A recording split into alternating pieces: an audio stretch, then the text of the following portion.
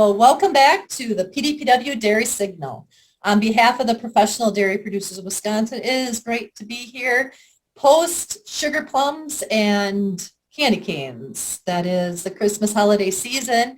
It seems like it's always kind of a funny time of year where things are moving so fast, but yet it seems like getting work done can be a little bit slower paced. Well, today we're going to focus on what we probably all should have been thinking about pre-holiday season, and that is getting communications and keeping communications on a good track. I don't know if there's any businesses, especially farm dairy businesses out there, when they also work with family and you get together at the holidays and you wonder, how the heck are we going to get through the next maybe meal conversation, gift opening with the same people that you have the opportunity and blessing to work with every single day. So while this session might be a little late to save you from Christmas Eve, it will prepare you for New Year's celebrations if that is your situation. But before we get started talking a little bit about the PDPW communications and the PDPW family, we want to thank all our partners and sponsors that make this episode, as well as the 260 episodes of the Dairy Signal that preceded it, all possible. And thanking our national partners and sponsors. You can see all of them listed, as well as the companies that will exhibit at the upcoming PDPW Business Conference on our virtual trade show called PDPW Prime. It's a very popular spot if you're thinking about adding on to your business, if you're looking for business resources, even resources like we're going to be bringing you today. You go out to the PDPW Prime and you can sort through that catalog of the industry's most proactive as well as the industry's best partners that you can bring into your dairy business.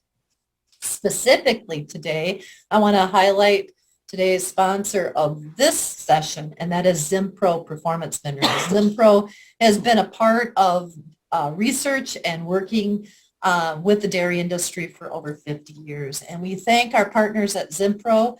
We know them as a company that focuses on helping our dairy herd stay on all 4 feet on solid ground. So we'll talk more about Zimpro at the very end of today's program. Also, I have a couple flags that I want to make everybody aware of, things to be thinking about in the future as you maybe are taking a little pause at the end of the year to reflect back as you look at your team, yourself, executive management training that you might be searching out for. There is a program coming in January called Managers Academy for Dairy Professionals. And that executive management program will be happening the 11th through the 13th of January. And for all of us Northerners, the cool thing about it, it will be held again someplace warm, and that is in West Palm Beach, Florida. So we still have some seats available if you're looking for a great opportunity to get some serious executive training. Check it out. That's Managers Academy on the PDPW website. Also, I'll just remind you of Cornerstone, and that is our leadership, a curriculum that is a application-based program. That deadline is coming fairly quickly, January 31st. So don't get caught busy working all your tax stuff and forget about that deadline.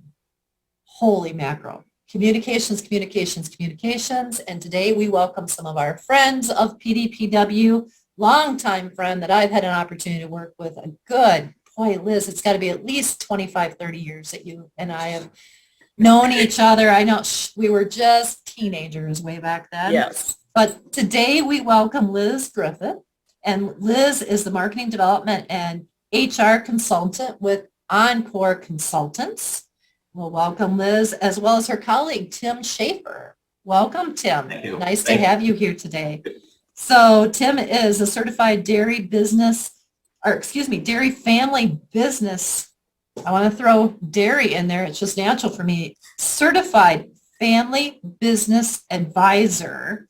And is also with Encore Consultants. And we're excited to have you guys really help us focus and really talk about how we can debottleneck some of those difficult communications. I suppose it's not acceptable to just avoid them. You're going to teach us how to work through and be effective and hopefully build sustainable long-term relationships. So Liz, I'm most familiar with you with that dairy background and the many years of working in the dairy sector. Kind of lift off today's program. What am I going to learn as a dairy farmer, and why should this next 60 minutes be valuable to me?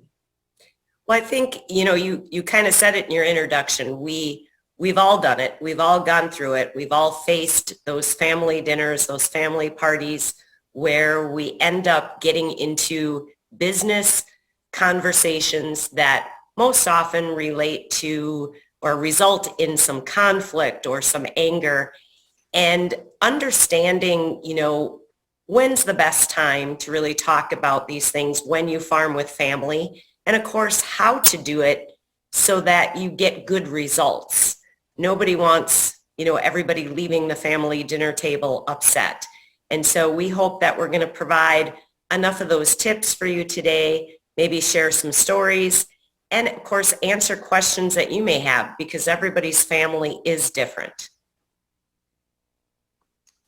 Well, I certainly would like to plead the fifth. I don't care to share any stories, but I'm really interested to hear some of yours and to really give us some of those key tips and tricks. And Tim, what are some of the things that you would like to add to this discussion today? Yeah, so communication, whenever we're working with a dairy or really a family business of any sort, and we visit with the owners, we visit with the middle managers as part of the process, we visit with really the employees. So taking, from top to bottom, we can guarantee that one of the top three challenges that they face, in their own words, is communication.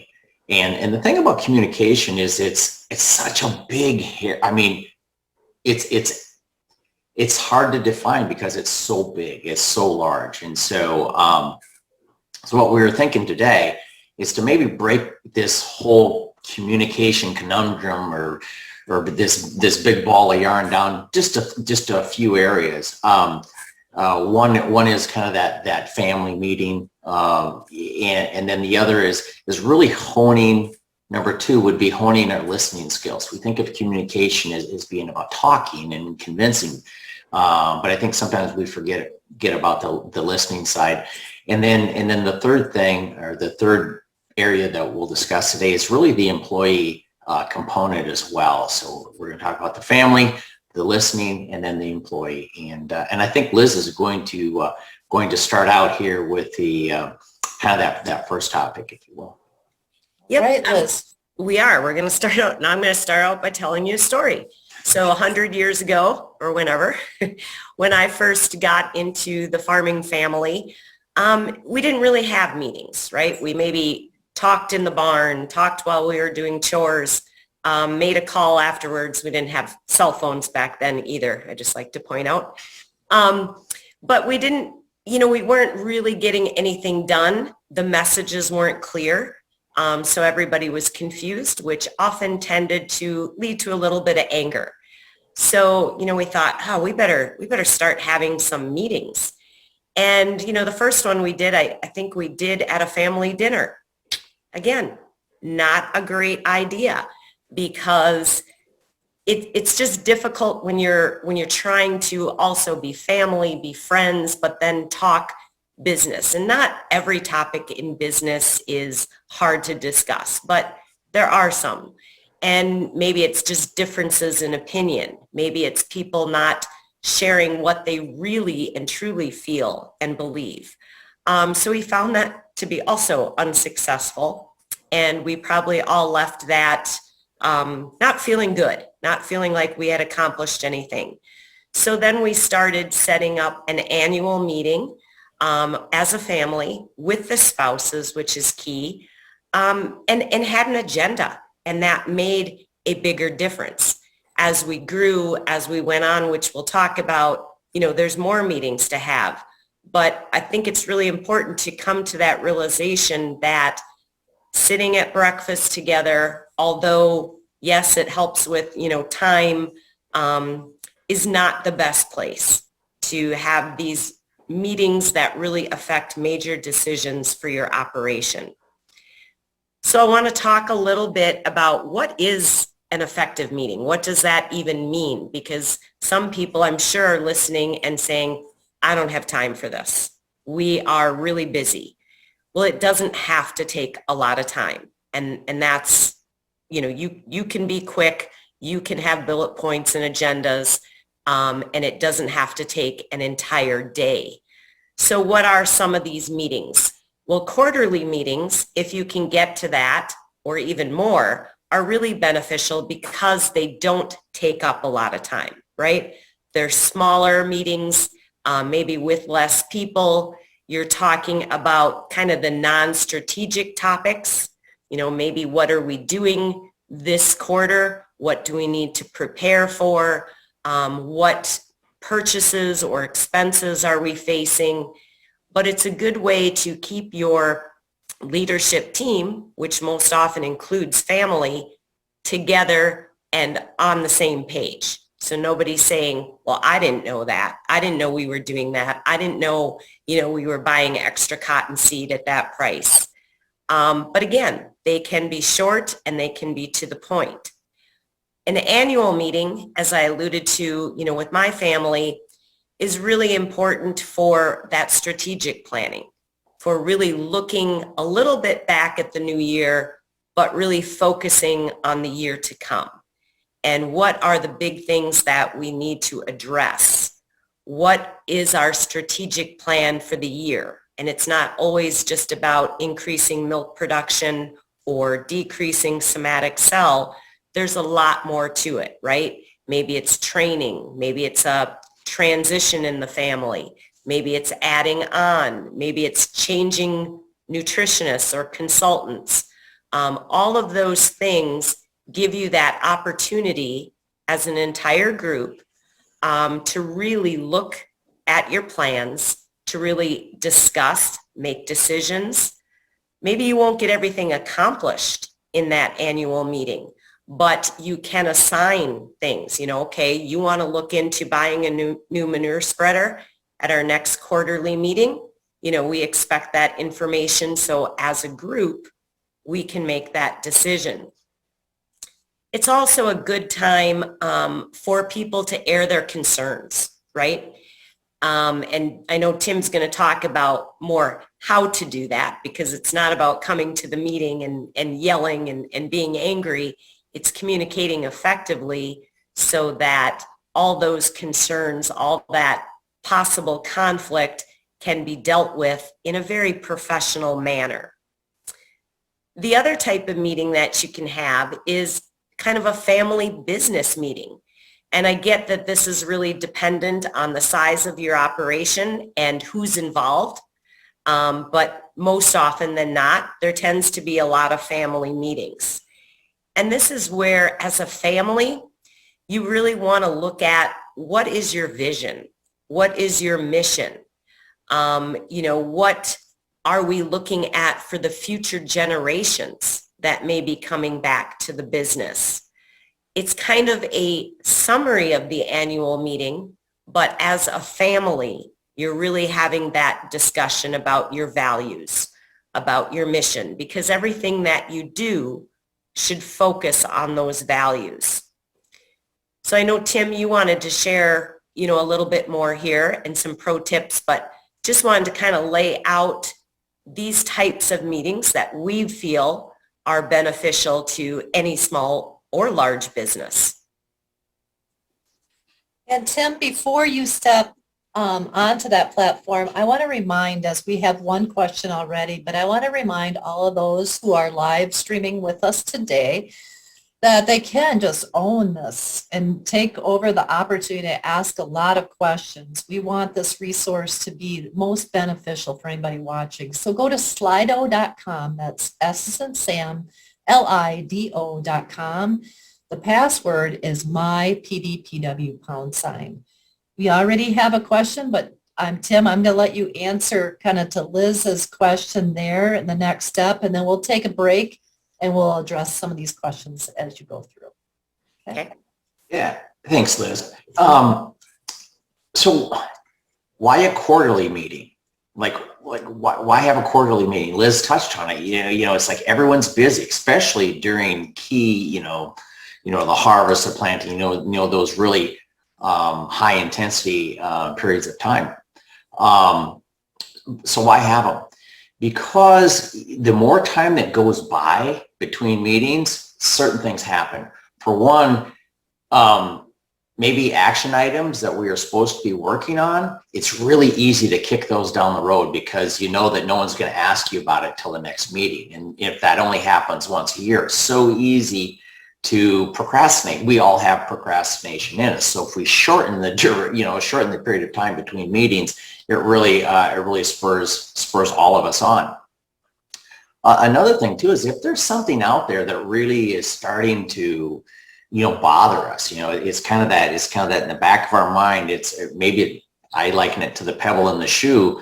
Why not get rid of that? Why not bring that to the rest of the family, rest of the leadership team in that meeting versus waiting for an entire year of stuff to build up? So really that's really the gist of the quarterly meeting. They don't have to be long. They can certainly be. We see them as short as an hour, maybe a couple hours. They don't have to be a big long event. There's another, we call it a pro tip, if you will, and that is throughout the in between meetings, whether it's the annual meeting, the quarterly meeting, whatever that is to kind of get an issues list going. And this is just like, hey, we need to discuss X and put it out there so that anyone can add to it, and they put their name behind it, and it can be electronic, it can be emailed in, whatever it is. Because as we go along, right, throughout our days and our weeks and months, we're like, you know what, we've got to talk about that. But then we forget it, we get busy. And so by having this issues list, it really helps build out that agenda for the meeting. It's like, hey, we need to discuss all of these things so that nothing gets forgotten. And the thing about creating an issues list is a lot of times if we put it out there, then it will quit bothering us in the back of our mind, and we can, move on. So, I've got probably more, but if there's a question or something, we can certainly. Yeah. So I think now it's this question's pretty germane to when we're just talking about the framework of effective meetings. The question is, generally one person leads a meeting or creates an agenda. How do you dictate this person or decide who this person is when you have multiple family members who want to be seen as being in charge? Youch. That sounds pretty normal, right? Yep. How do we answer that one? That's a great question. I'll share my thoughts, and then Tim can share his as well. First of all, it's, in my opinion, it's better if it's not always the same person, because it gives everybody that opportunity to lead, to be a bigger part of the meeting. It gets them more engaged. And as you share agenda items, like Tim was just talking about, the issues list, that's what helps you make that agenda, and you share that, everybody kind of understands what the flow of the meeting will be. Now, does that mean other hot topics aren't going to come up? No, they may. But you can also choose to table that for the next meeting because you want to follow the agenda that you've created. So again, going back to the original question, I think it's really important that that role rotates and again, get people more involved. Tim, what would you add? A lot of times we get in our mind that who's ever running the meeting, that they're the boss. And in the best situations and clients that we worked with, it's actually a servant position. It's not a leadership position, unless there truly is a hierarchy around the table, of which then, it's not a true meeting, if you will. But running the meeting it's work, all right, and it is a servant position. One way to figure out, okay, what gets on the agenda, and I don't know if that was kind of the context behind the question, is whoever sets the agenda and run the meeting also can kind of dictate a little bit of the outcome if it's run that way. But if it's run where everyone puts things on the issues list and maybe you vote on it. Hey, we're going to vote on the top. We only have time to talk about 5 things. Let's all vote on the top 5 things that need to be on this, or come to some sort of a consensus. And that's the agenda, so that no one is really running the thing with an iron fist or taking control. So with that, what would you recommend, in these schedules, busy schedules, and on a day within the dairy, when you have multiple partners or multiple family members at the table, what is a good length of time, or some sidewalls on what's not a good length of a meeting? Yep, that's great too. We were just going to get to that. Some of these quarterly meetings, they should really be like 2 hours or less, because you do have a lot of work to do in a day. Now, maybe the first one you have is going to be a little longer because you're all adapting to the process. But once you get into this, and even if you choose to do, weekly meetings, everything goes faster. Another tip I was going to share with what Tim said, with everybody having input on the agenda, is you can also assign those agenda topics to different people during the meeting. So that way, again, you're getting that involvement. It's not a dictatorship. An annual meeting, a family business meeting, those may be a little longer. You could be looking at, a potential of 3 to 4 hours. What I personally don't like to see, and this is just my perspective, is a whole day meeting, because it's too much and people aren't putting, they kind of shut off, right? And they're just not giving the same input. They're not sharing ideas. They may have totally zoned out. So I think keeping it to an effective time is really important to maintain engagement. So often we start out as family first, right? And then at some point we go into business with each other. But we carry the family dynamic with us. And a lot of times the meetings will take on an air of, well, let's just sit around the coffee table and talk. And really, I mean, the way that business is going, and the size and the scopes of dairies and farms in general, really you need to find the right level of professionalism and kind of peel back maybe some of that whole, hey, let's sit around the coffee table and just chit chat. And to that point, something as simple as everyone comes with an agenda ahead of time, because it adds structure. You have a start time that you adhere to. You have a stop time that you adhere to. Everyone's expected to bring something to write on, and be fully like you're going to a business meeting, like you're going to a meeting with your banker or your accountant, that you're prepared, that you've thought about it.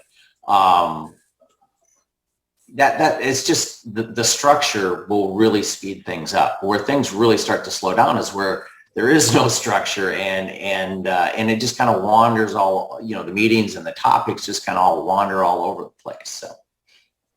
Yep. And I would also add, taking notes is important. The time, extremely important. But it's also, as we talk about communication, when Tim alluded to professionalism, you can't go in there and just yell and scream and demand control. We have to be really respectve. And I know Tim's going to talk about listening, but also be respective in what we say, how we reply, and are we really hearing the person? So asking for more questions, and I know Tim's going to go into that, or taking it from the I perspective. This makes me feel, I believe. Not putting it on somebody else and making them feel, like they're on the defense, they're on the hot seat. So I think that key word is really bringing that professionalism to the meeting. Okay, good stuff. Can I add, Shelley, can I add one thing on the family meeting? Mm-hmm. A good family meeting where you bring in the daughter-in-laws that maybe didn't grow up on the dairy, you're bringing in the next, you're bringing in maybe at some point you start bringing in the teenagers that are 15 years old. You're right, the ones that are the future of the dairy and such like that. You do that, we've seen such good results with a planned out family meeting. It really engages the people that aren't on the farm, will never be on the farm, but maybe will have some ownership in the way of, owning some of the acres or some things like that. So back to the estate planning and transition planning, it's so critical to have those family business meetings. It really helps the estate plan, and it really decreases the odds that something really negative and bad is going to happen in the future. So often there's just misunderstandings around key topics that just aren't discussed, but we do all this fancy estate planning and such like that. So. Excellent point. Awesome. Good point. Tim, you want to go on to the next topic here? We Sure. kind of alluded to it. Yeah, so we think of, so often we think of communication as it's about talking. It's about convincing people of something that we want, and we want to share our perspective, and we want to share what we've learned and all of this. And yet, so often we forget to listen. And the thing about listening is sometimes the best way to move a tough topic forward is to just hear the other person out and to listen deeply what they're saying. Not only what they're saying, but maybe why. And so these are just some tips.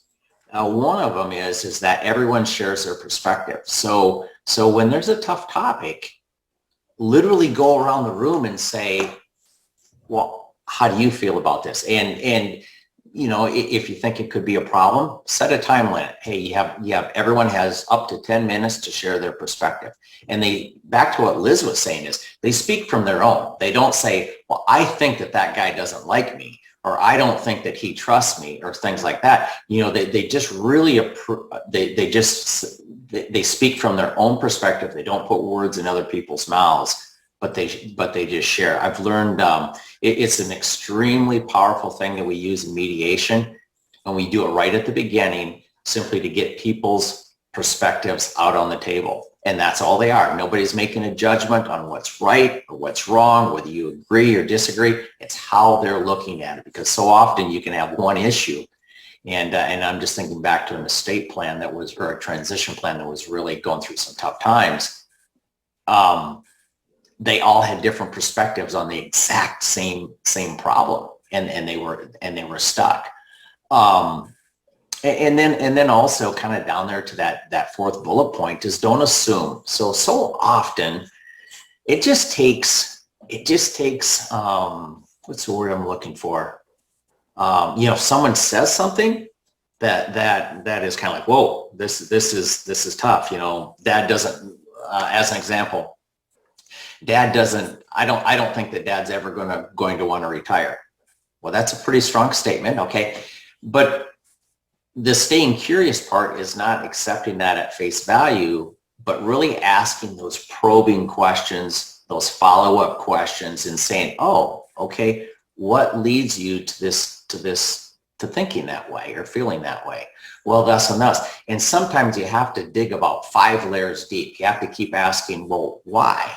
And really staying curious for a long time to get to the root of the matter. I was facilitating an annual meeting, and by the way, it was an all-day annual meeting for a family farm, and an issue came up, and it had to deal with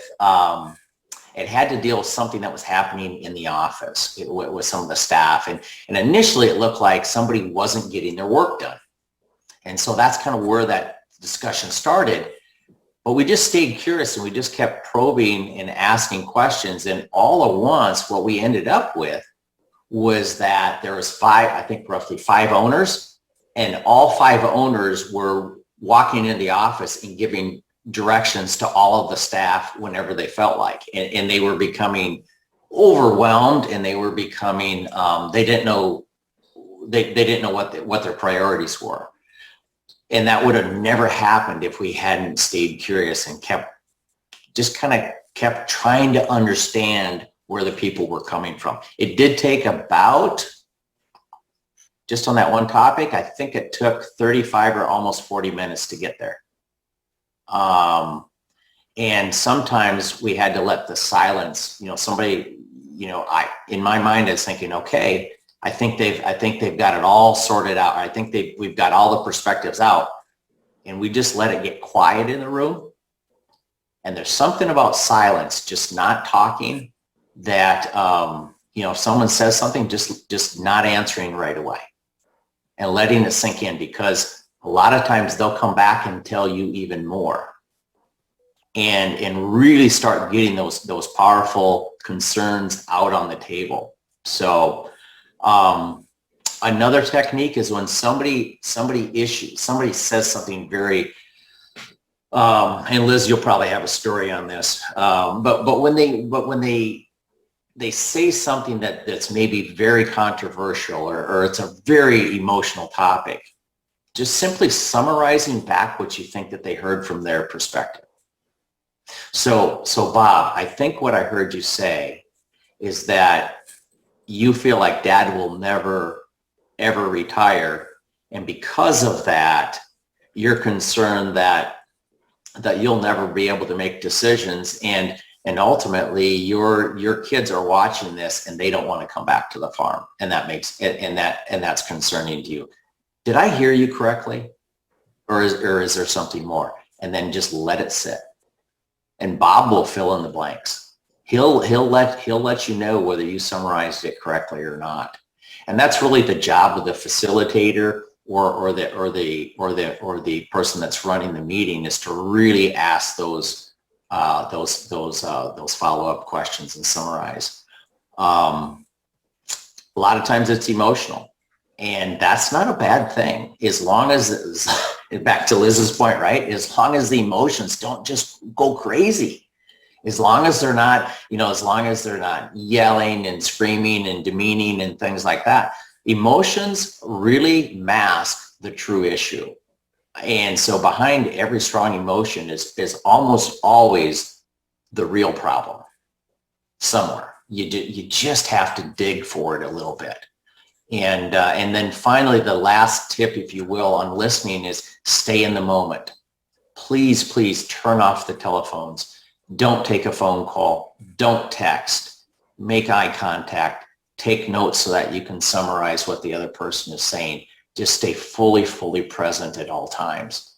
And it will be amazing how easy it is to really fully get tough topics dealt with. So really good stuff. Really good stuff. And with that is another great question that has come in. Okay. I'm going to try to read the question just as presented here. On our farm, we say family first, farm second. So it's hard to take the family dynamics out of the meeting. So how can we respectfully address a family members who isn't directly on the farm but has comments that are negative about the farm or dismisses the experience and education of others? Ooh, really good question. They're on the quote unquote outside looking in. And back to the listening side is no one can really stop someone from being negative, right? That's not possible. Right? But I think the approach that I would take on that is sitting down and just really hearing them out, getting their perspective, because it is, whoever asked the question, they're absolutely right. It is family, but at some level, it is a business as well. And you can destroy a family by having, I don't want to say not running the business well. Help me out, Liz. What am I thinking here? You can destroy a family through the business, and you can destroy a business through the family. So they're tied. They're tied together forever. And I can just add, we talk about stories. A lot of the listening things which kind of go to this is I'm a pretty emotional person. I'm also very much a people person. So when we first started, even talking or having meetings, I took everything to heart. I took everything as if somebody was judging me because I was assuming, which is never good, right? I wasn't listening to everything they said. And if I did hear the message correctly, I didn't ask enough follow-up questions to really dig deeper to what the actual concern may have been. And for a while, I think it wasn't just me. We all did it in different ways based on our personality. But it gets really hard with family because you love them. You tend to be more emotional. And when we assume and don't stay curious, all of that builds up. And I know for me, there's many times it would be a major, go home and just cry and I can't deal with this. But when you start asking more questions, when you start sharing more information, even with that non-involved family person, it gets easier. And the whole silence is powerful. That's something I've just learned in the last couple of years because I'm not one to stay very silent. And it is amazing what type of impact that can have and the additional information that someone will freely give because you're silent. Now, that doesn't mean the silent treatment, right? No. True. Not the silent treatment, but just listening for more, showing them that you're interested in hearing more without really even saying or doing anything. So where do different personalities come into this? Because as you indicated, Liz, being a people person, others, it might even be their communication style. Some folks are very verbal and communicate a lot. Others kind of bury and let it bottle up and fester. How do all those dynamics fit into the listen to everybody's perspective and set judgment aside and the effective meeting goal? Well, I think the ability to understand personality differences is awesome. I'm sure many of you, I know through PDPW, have taken different assessments. There's assessments that you can have done, just even for your own leadership team, family group. It's eye-opening. And once you understand other people's personalities, you can flex a little more. So if you know that someone, let's give an example, non-emotional, just goes by, the facts and the science, that's harder for someone who's more the feeler, the people person to relate to. But if you understand that, you can change the way you ask your questions to get the information that you want. So you kind of flex and be prepared for that because nobody can change their personality, but we can flex and adapt to the people that are in our group. I'll go back to, 100 years ago. It's one of the first things we did as a family. We did a very simple personality styles assessment. And it was really cool to hear everybody go, oh, this explains a lot. Oh, this makes so much sense. Because their communication was bad, it really had to do with their personality. And once they learned how to give the message, how to receive the message based on their differences, it was amazing change. We often use with farms an assessment, if you will, of how people deal with conflict, and just different people deal with conflict in radically different ways, and there's two parts to that. One is understanding how you deal with conflict. So if you find out that you're kind of using the same, kind of stuck in the same rut, back to Liz's point, to flex into using maybe a little bit different mode. Shelley, do we have time for a quick story, or do we need to? You have all the time in the world. It's about really going through. If we don't get through all your content, we'll have something to look forward to in a future episode. Okay. So go through. So we had these are wonderful, wonderful people. So a lot of times we think, oh, they're in conflict, somebody's being a jerk, somebody's being nasty.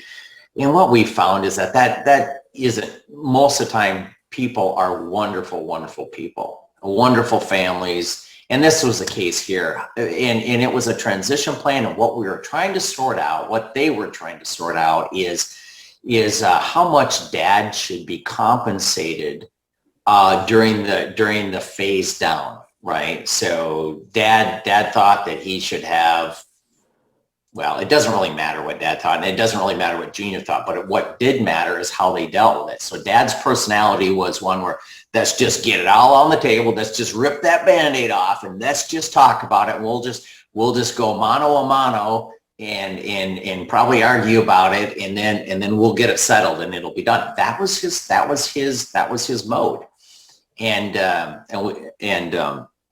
so more of a highly competitive mode, and which is perfectly fine in some situations. His son, on the other side, he was very he was high on avoidance. So when we went through our assessment, dad was super high on competing.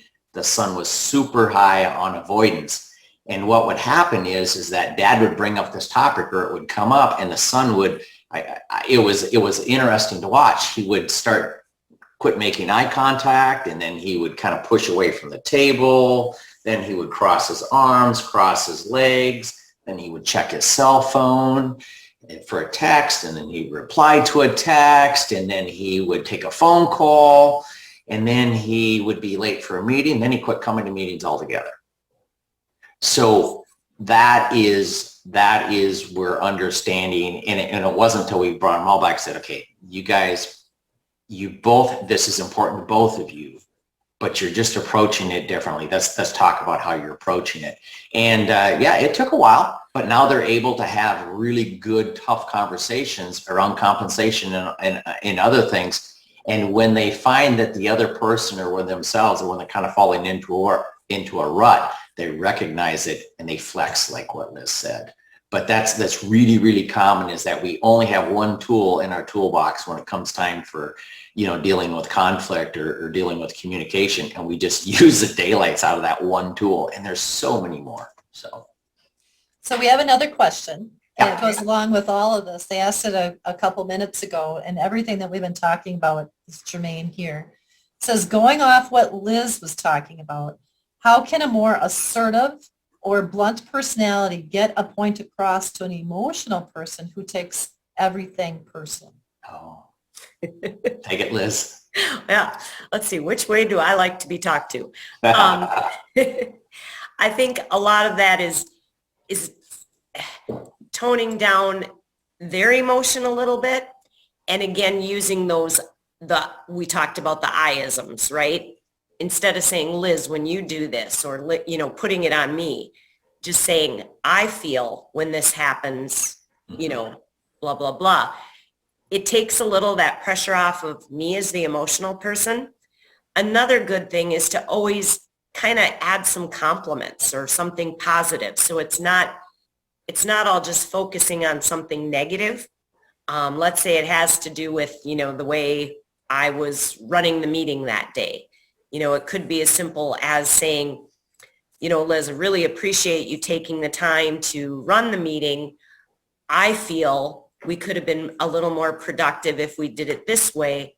What do you think? And kind of bringing me into it, so that I'm not all of a sudden getting extremely defensive and upset. Tim, do you have more to add to that? People that have a strong, they feel under attack really, really, really easy. And so it's, okay, so if you really want to get your point across, I guess maybe in summary, figure out a way that you can speak their language so that they can hear it. And that may be toning things down. That may be asking questions. That may be giving them time to think. Some people can think on their feet. Some people can't, right? They need time to process it. They need time to mull it over. And so if sometimes it's the sender of the information, the person that maybe has a little bit more dominant personality. They have to ask themselves, what do you really want? Like what do you really want from this crucial conversation?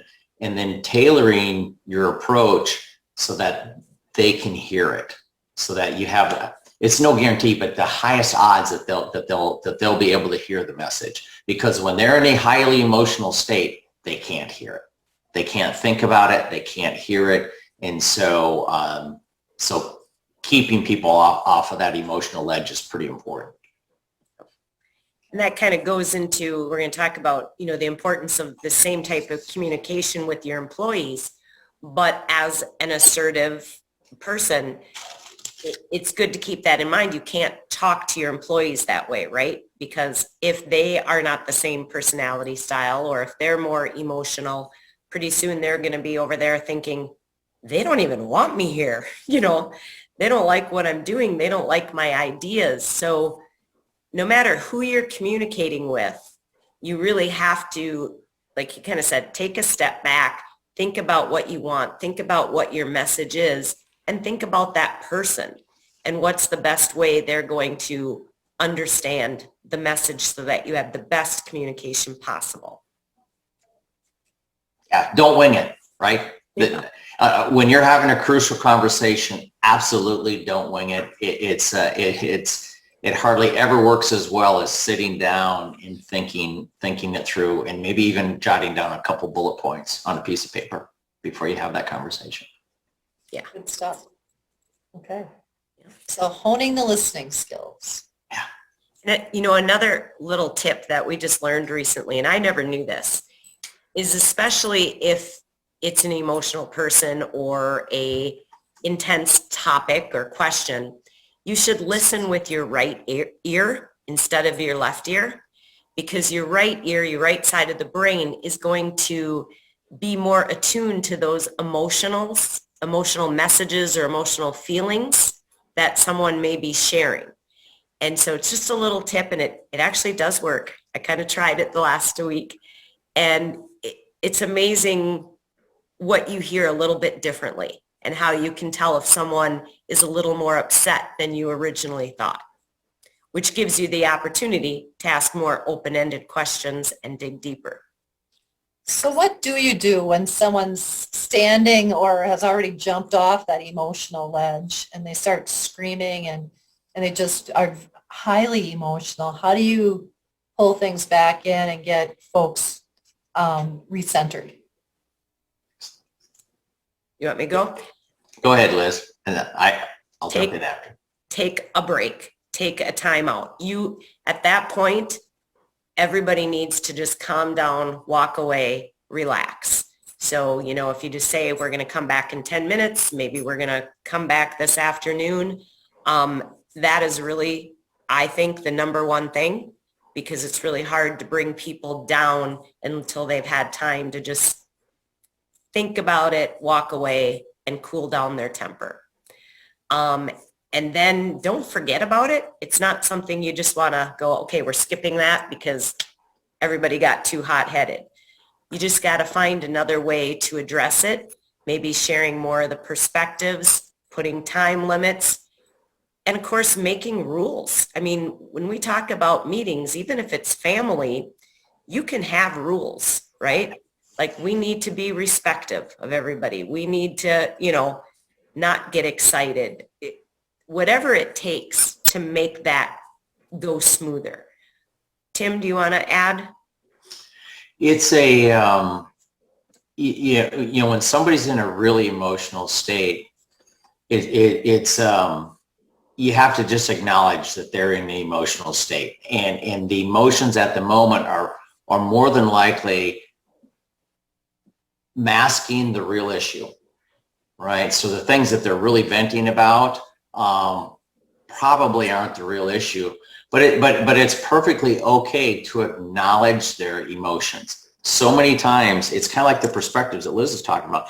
We just want to be acknowledged, and what that would look like would be Bob.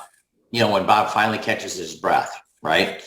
And you say, Bob, wow, I didn't realize, I just simply didn't realize that this was bothering you. I can tell that, or from my perspective, it looks like you're really upset.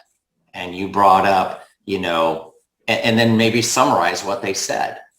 And then you can just say, is there something more? And what you're doing is you're not saying I agree with you. You're not saying I'm going to fix it. You're just acknowledging their emotions in the moment. And it goes so far. Sometimes, so often people, they just want to be heard, and they're frustrated and not ignoring the emotion in the moment, but just acknowledging it, and then saying, would it be okay if we circle back to this in a day or two? And that way you're letting them know that you're not kicking it to the curb. You've got a next action plan, and that's going to involve calming down more than likely. Okay. Next question. Yep. So you've had team meetings or family meetings over and over again, and the same issues keep arising. At what point do you know you need a consultant or a facilitator?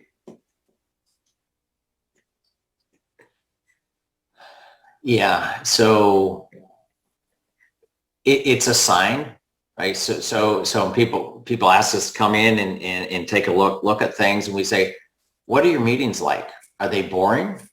Are they, are they stimulating? Right? Do you look forward to them? How long do they last? What do you accomplish? Do you talk about the same topic over and over again? Kind of to your point. And and that will really let us know on what's it won't maybe let us know what the problem is, but it's kind of like that. What is it? The Foxworthy, here's your sign. So a sign of same topics, nothing gets resolved. That is a sign that you're stuck at some level, and getting outside help is often the right outside help is a lot of times a good move. Yeah. And how do you go about finding the consultant? Like, what are the traits, depending on the team dynamics or the business dynamics, that you should consider? Liz, do you want to take that, or should I? No matter. Well, I'll just add one thing. I mean, first and foremost, you want to make sure they have experience, but also you have to relate to them. So whether you have a meeting, beforehand, a phone call, you guys have to mesh, because to bring in someone and then the whole group is like, this person isn't going to work for us, but nobody says anything, and you keep trying to trudge forward, you're not going to make any, you're not going to get ahead anyway. So that for me is really important, is that you do mesh, you get along. I think that's the key to the success. And Tim, what would you like to add? Yeah, I mean, that's why we have something called a kick the tires call, right? And that's all. It's like, hey, is this a fit? Is this a fit for the consultant based on their experience? It's got to be a fit both ways.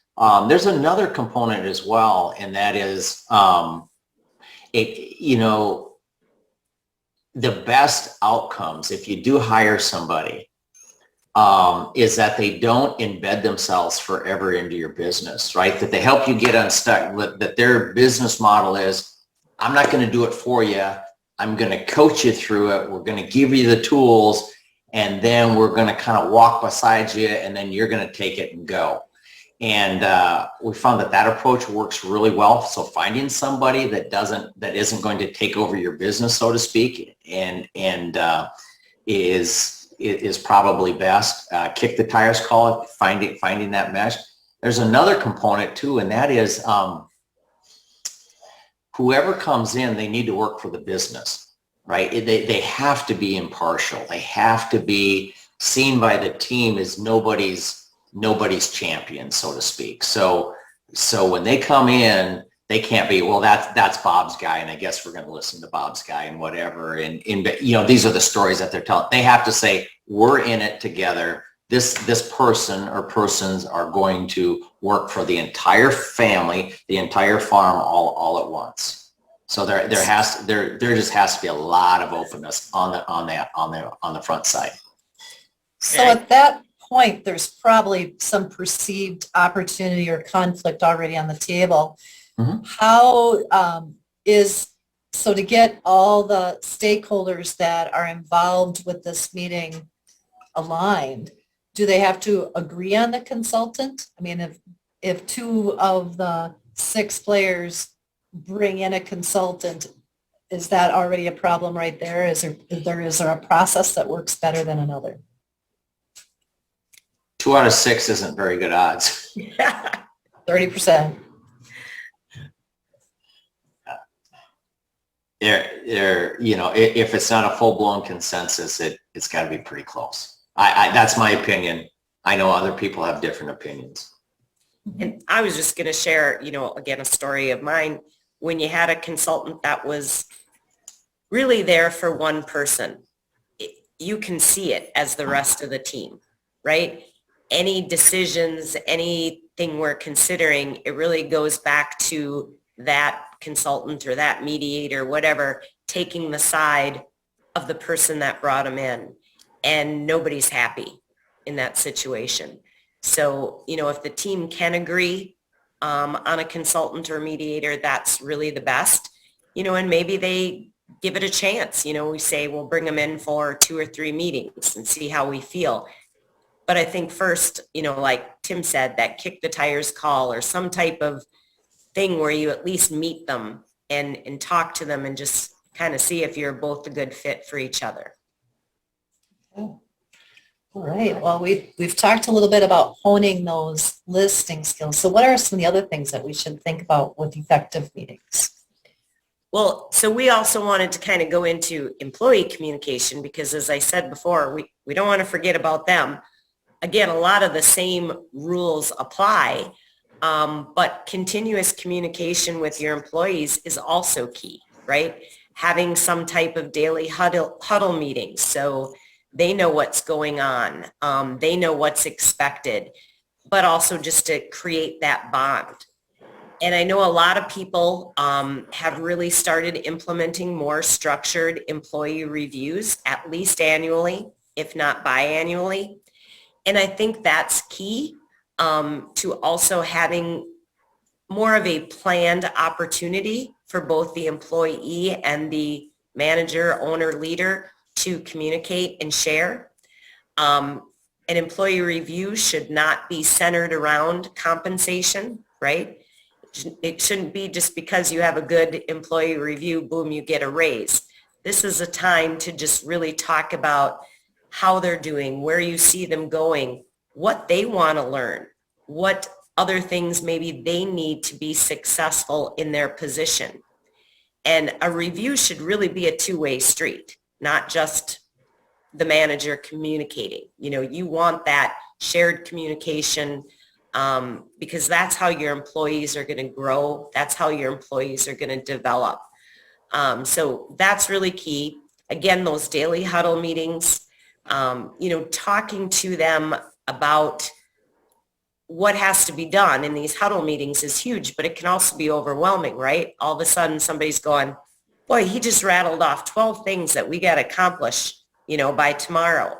So what tools can you help utilize that improve communication?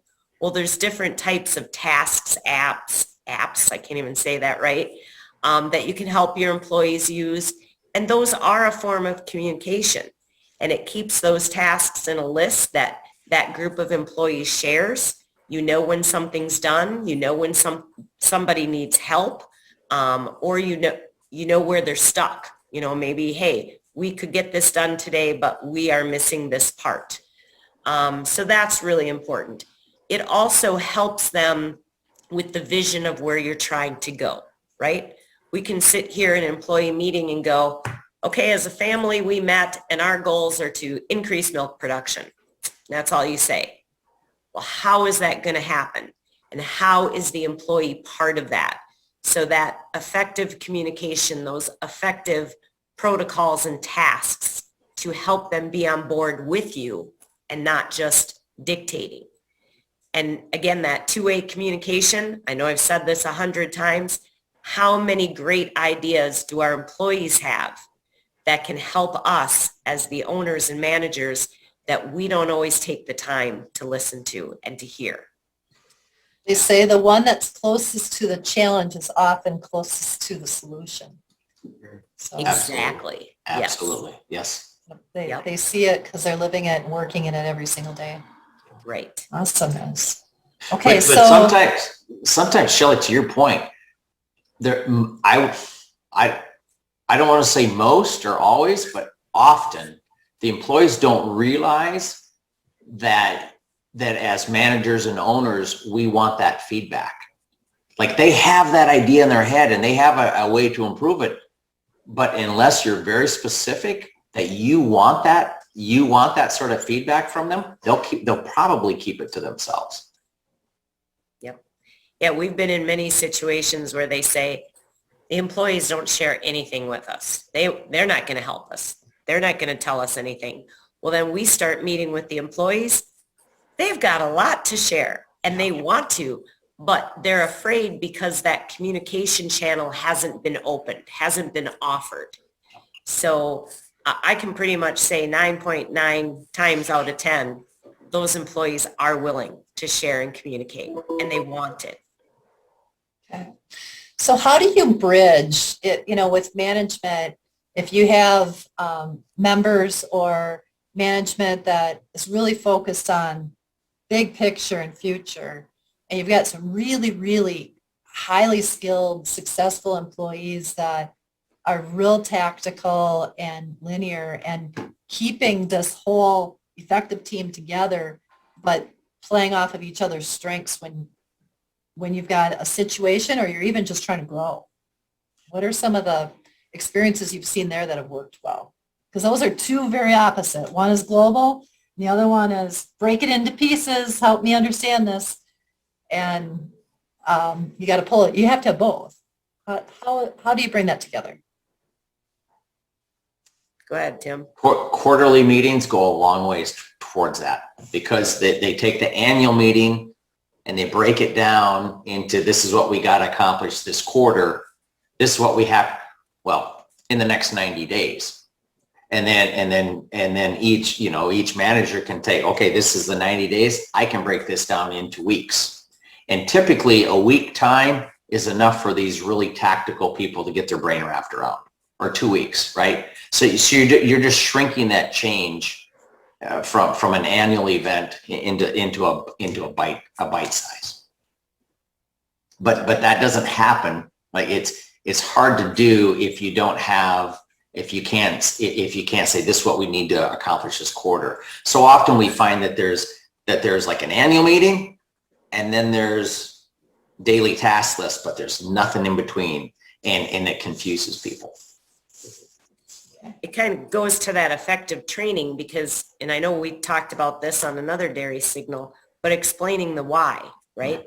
So you have this global person who has the idea and then you break it down, but whether it be in your training or your huddle meetings, explaining why you're taking these steps, why you're making these changes, so that whether they're tactical or global, they're going to understand the meaning behind it and what we're actually trying to accomplish as a team. Okay. Awesome. So we are just about, in fact, we're right at the top of the hour.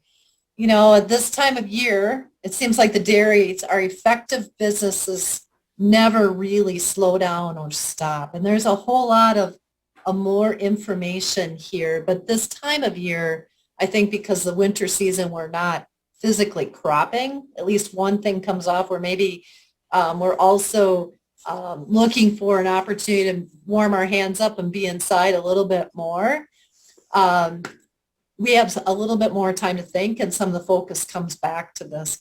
As you guys flag a couple of things that we've already covered, and we definitely need to come back to more of the employees and talking about reviews, but so far, things that would be on your top 3 that we've covered that folks need to remember and really analyze and maybe tackle in the next couple of weeks, what would they be, Liz? And Tim, I'll ask you the same question. Well, for me, it's getting started, but then being consistent, right? So if you haven't had meetings before or you've had random meetings, this is the time to set something in motion and kind of plan for the next year or 2 years, and then be consistent. Don't just do one, didn't go well, and walk away. The other is to really make sure you take the time to sit and listen to what someone is saying or sharing. We kind of went through it, the silence, dig deeper, be curious. Don't take their message for face value. Sometimes we all say something in the heat of the moment, but it's not really what we mean. And then, the last one, just try to be respectful of everybody's personality differences. We are who we are. And, if we need a different way of communication to make it more effective, then that's what we all need to flex to. Those are really good points. Thank you, Liz. Mhm. Tim, what would be 3 things that, as a manager or a junior manager, someone coming into the business, that you want them to think about and remember about today's episode? So I was jotting feverishly here. Thanks, Liz, for letting me collect my thoughts and jot a few things down. Organize. It's okay, right? You have a family business. There's a family component.